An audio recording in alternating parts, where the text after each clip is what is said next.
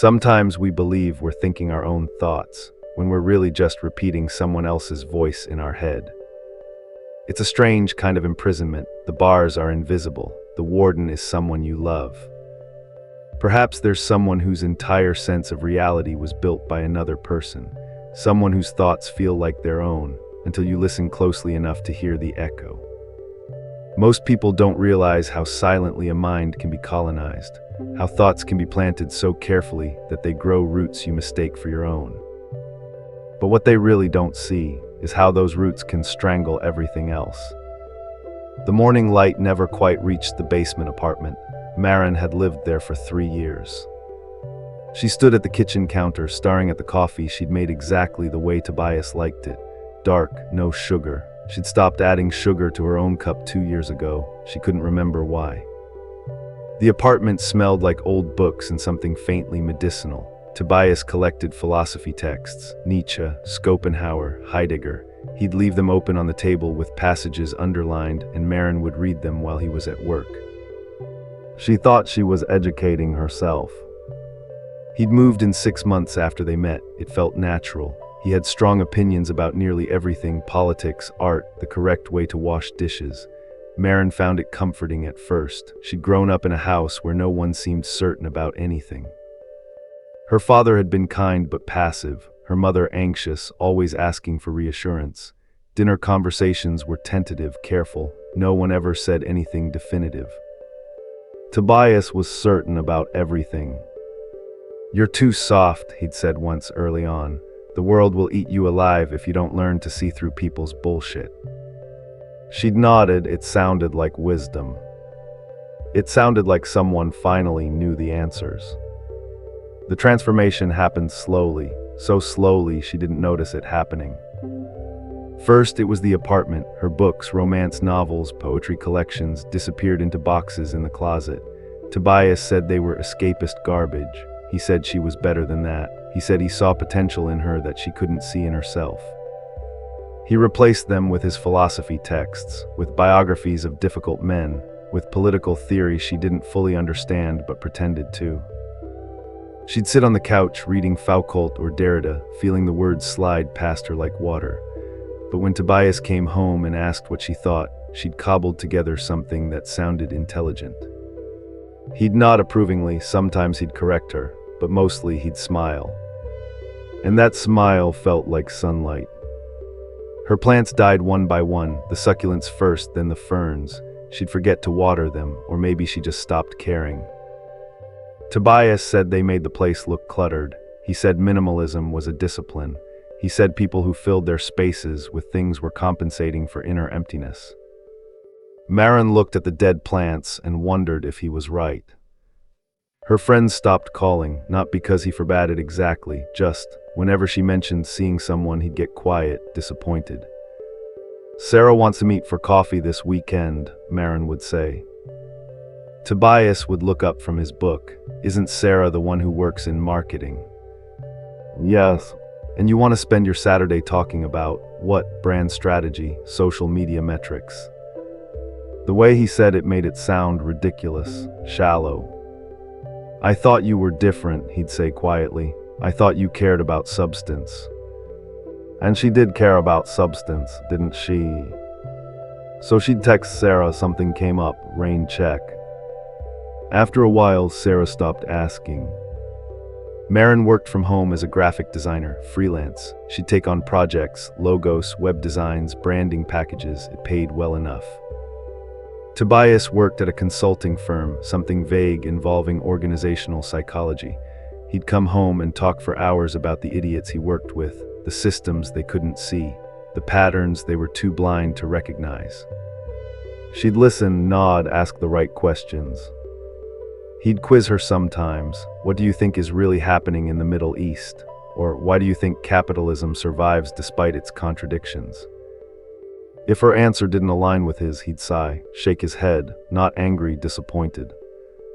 "You're still thinking like them, Maren. You have to go deeper."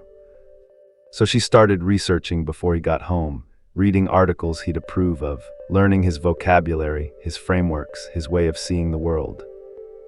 She'd practice her answers in the shower, rehearse her opinions while making dinner. She wanted him to be proud of her. She wanted to be the person he saw when he looked at her. The thing about borrowed thoughts is they fit poorly. Like wearing someone else's glasses, the world becomes clearer in some ways, blurrier in others. But you assume the problem is your eyes, not the prescription. It started small, Tobias commenting on her clothes. That's a bit conventional, isn't it? Maren would look down at her dress, something simple, floral. What do you mean? It's just very mainstream. I thought you had more personal style than that. She stopped wearing florals, started wearing black, minimalist cuts, things he'd approve of. Then it was her word choices. She'd use a phrase, something normal, colloquial, and he'd wince slightly. You sound like a marketing brochure when you talk like that. She began monitoring her speech, avoiding certain words, certain expressions. She sounded more like him every day. Then it was her emotions. She'd get upset about something, a client being difficult, a news story, something her mother said on the phone, and Tobias would watch her with this look. Clinical detached. You're being hysterical, he'd say calmly. This is exactly what I mean about emotional reasoning. You're letting feelings cloud your judgment. Maren learned to pause before speaking, to scan her thoughts for errors, to present only the ideas that wouldn't disappoint him. To present only the version of herself he could tolerate. She thought this was growth. She thought this was becoming better. One evening, maybe 8 months into living together, Maren was working on a logo design, something for a local bakery, simple, cheerful work. Tobias walked past her desk, glanced at the screen. You're still doing this. It's a job. I know, I just thought, I don't know, I thought you'd want to do something more meaningful. It's meaningful to them. He smiled, not unkindly. That's sweet, Maren, it is, but you're capable of more than making cupcake logos. She saved the file, closed her laptop. Later that night, lying in bed, she wondered if he was right, if she was wasting her potential, if she should be doing something bigger. She couldn't sleep. One evening, 6 months before everything shifted, Maren's sister Ingrid called. They hadn't spoken in nearly a year. I'm worried about you, Ingrid said. You don't sound like yourself anymore. Maren laughed, a short, defensive sound. What does that even mean? I don't know, you echo him. Even the way you phrase things, you sound like you're reciting something. Maren felt something tighten in her chest, defensiveness rising like bile. Maybe I've just evolved. Maybe I'm not the naive person I used to be. Evolved, Ingrid repeated. There was something in her voice. Sadness, maybe. Yes, evolved. I've learned to think critically, to question things, to not just accept everything at face value. Ingrid was quiet for a long moment. Okay, Maren, if you say so. They hung up. Maren sat on the couch, staring at her phone. She felt victorious and somehow emptier. Tobias came home an hour later. She told him about the conversation. He smiled. Your family never understood you. They want you to stay small, comfortable. It threatens them when you grow. She believed him. She wanted to believe him. But here's what she didn't say out loud. Part of her had enjoyed watching Ingrid retreat. Part of her had liked feeling chosen, special, too evolved for the people who used to know her. It was easier than admitting she was lonely. It was easier than admitting she missed her sister. The unraveling began at a dinner party. One of Tobias's colleagues was hosting, a man named Henrik, mid-40s, kind eyes, a house that felt lived in and warm. Maren rarely spoke at these gatherings. She'd learned to sit quietly, to nod at the right moments, to laugh when everyone else laughed. But Henrik asked her directly about her work. Tobias mentioned, you're a designer. What kind of projects do you take on? She'd started explaining something she'd been working on, a visual identity for a nonprofit, about using color to evoke emotion, about how different typefaces create different psychological responses, about the way design can tell a story without words. She felt briefly alive, animated. Her hands moved as she talked. Tobias interrupted. What Maren's trying to say is that aesthetics serve ideological functions. The surface always conceals deeper structures. Design is never neutral. Everyone nodded thoughtfully. Maren's words evaporated. Henrik looked at her for a moment. Something in his expression shifted, but he didn't say anything. Later in the car, Tobias was silent, the kind of silence that felt heavy, deliberate. "Did I say something wrong?" Maren asked. He kept his eyes on the road. You need to be more careful. You sounded frivolous." "I was talking about my work." "I know, but people were listening. I don't want them to think you're shallow." Maren stared out the window, the streetlights blurred together. She thought about the way her voice had sounded when she was explaining her project, before he interrupted. It had sounded like hers. That night she couldn't sleep. She lay next to Tobias, listening to his breathing, steady, certain, and tried to remember the last time she'd had a thought he hadn't shaped. She couldn't. She got up, went to the bathroom, stared at herself in the mirror. The woman looking back at her was unfamiliar, thinner, paler, eyes that looked tired in a way sleep couldn't fix. When had that happened? The next morning, while Tobias was in the shower, she opened one of her old books, a poetry collection by Mary Oliver. She'd hidden it behind the philosophy texts months ago. She flipped to a random page and read, "You do not have to be good. You do not have to walk on your knees for 100 miles through the desert, repenting." Something cracked open. Not loudly, not dramatically. Just a small fissure in the foundation she'd been standing on. For weeks after that, Maren moved through the apartment like a ghost. She started noticing things she'd trained herself not to see. The way Tobias corrected her constantly, small things, the way she held her fork, the way she folded laundry, the way she laughed too loud, too easily. The way he framed her emotions as weaknesses. You're being too sensitive, you're overreacting, you're letting your feelings distort reality. The way he'd positioned himself as the only person who truly understood her, who saw her potential, who believed in her. She noticed that she no longer had opinions that weren't his opinions. She noticed that she was terrified of disappointing him.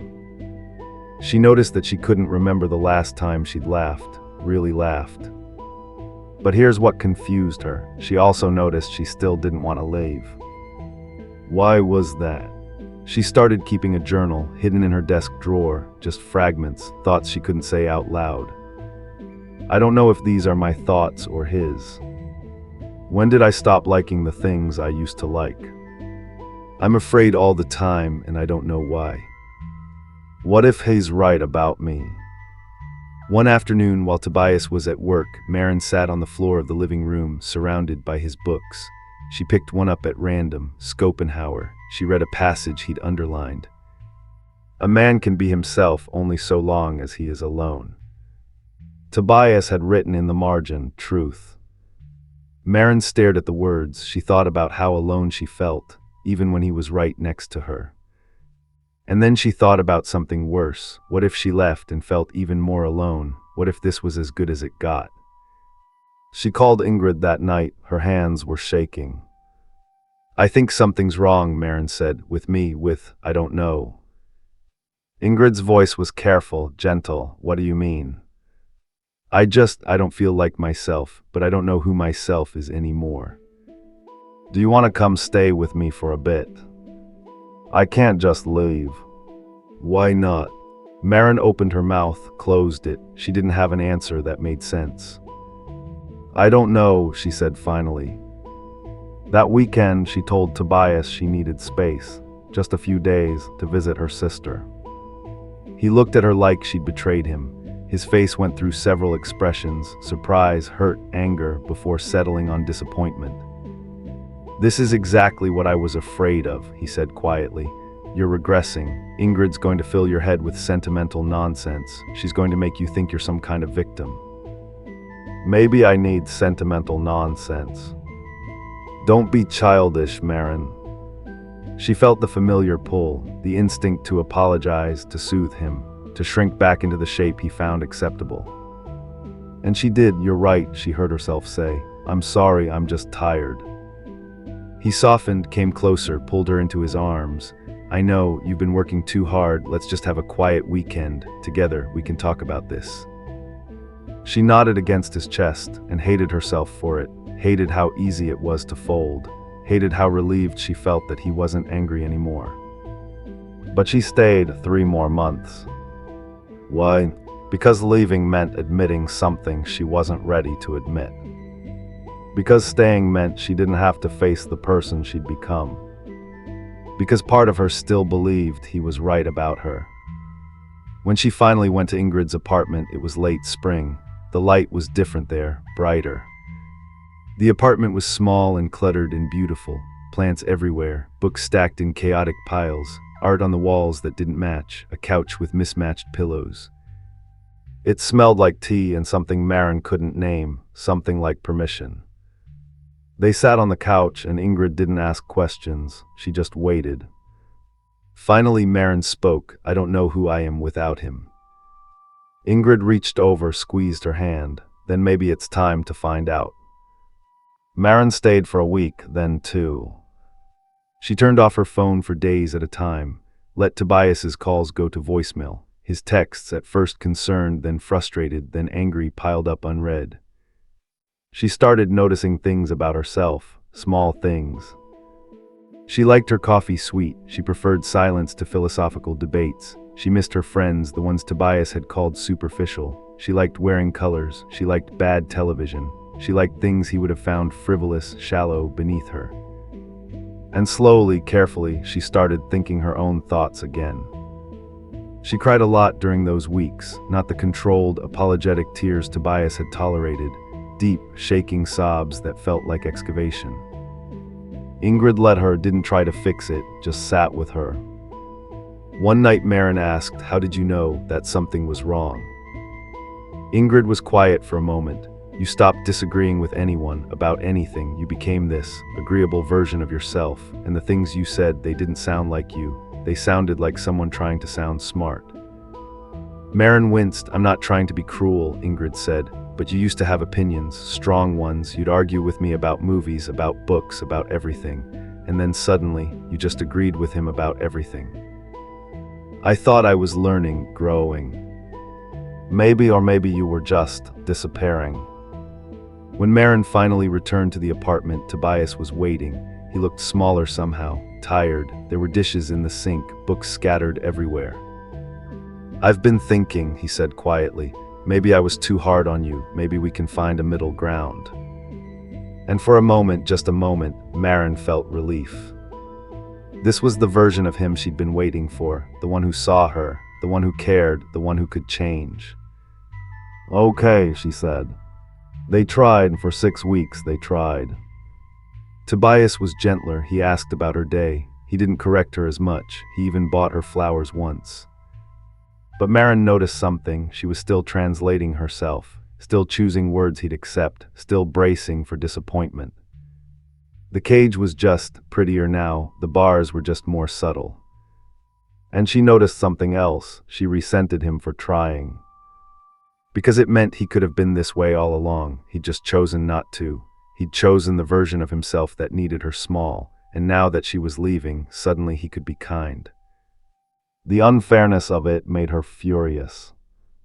There was a moment, a small moment that felt enormous.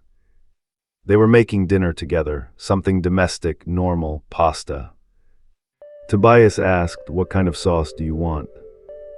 Maren opened her mouth to say marinara, his preference, then stopped. I want pesto, she said. He looked at her, we always do marinara. I know, but I want pesto. Something passed between them, a recognition, a shift. Okay, he said, but his voice was tight. They ate in silence. The pesto tasted like victory and loss at the same time. The final break happened on a Tuesday, nothing dramatic, just Tobias asking what she wanted for dinner, and Maren realizing she'd been about to say his preference instead of hers. Again. After everything, after Ingrid, after the weeks of trying. She said quietly, I need to leave. We just agreed to work on this. I know.